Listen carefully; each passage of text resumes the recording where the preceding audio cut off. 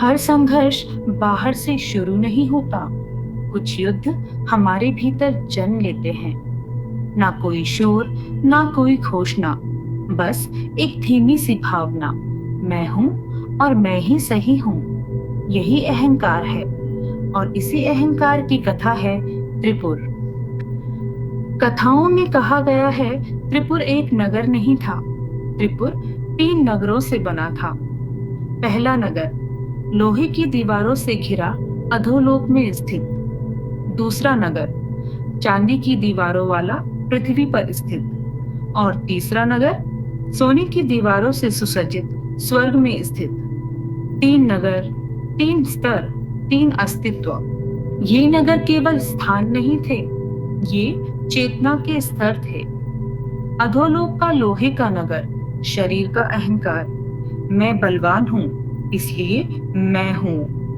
पृथ्वी का चांदी का नगर, मन का अहंकार, मैं समझदार हूं इसलिए मैं सही हूं। स्वर्ग का सोने का नगर, पहचान का अहंकार, मैं विशेष हूं इसलिए अलग हूं। यही त्रिपुर है, 3 रूपों में विभक्त अहंकार। त्रिपुर के शासक मूर्ख नहीं थे, वे ज्ञानी थे, वे कुशल थे, वे परिश्रमी थे। पर जैसे जैसे शक्ति बढ़ी, विनम्रता धीमे धीमे कम होती गई और अनजाने में शक्ति ने अहंकार का रूप ले लिया। उन्हें लगने लगा अब कोई उन्हें छू नहीं सकता, न देवता, न समय, न सत्य।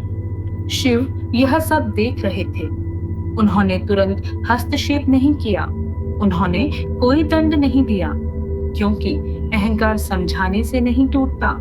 अहंकार तब टूटता है जब वह पूर्ण हो जाता है। कथा कहती है एक विशेष समय पर तीनों नगर एक सीध में आ जाते थे। यही उनका सबसे शक्तिशाली क्षण था और यही उनकी सबसे बड़ी कमजोरी भी। जब शरीर, मन और पहचान तीनों एक ही दिशा में अहंकार बन जाए, तब ब्रह्म पूर्ण हो जाता है। शिव ने 3 बाण नहीं उठाए, उन्होंने एक ही बाण उठाया, क्योंकि त्रिपुर 3 नहीं था, वह एक ही ब्रह्म था। और शिव ने बाण छोड़ा। वह बाण शरीर को नहीं लगा, वह ब्रह्म को भेद गया। लोहे की दीवारें, चांदी की चमक, सोने का गर्व सब जल उठा। यह क्रोध नहीं था, यह दंड नहीं था, यह जागरूकता थी, क्योंकि अहंकार सत्य के सामने ठहर नहीं सकता। शिव ने राक्षसों को नहीं मारा, उन्होंने अलगाव के भ्रम को जलाया। इसलिए शिव को संहारक कहा जाता है, क्योंकि वे वही नष्ट करते हैं जो असत्य है।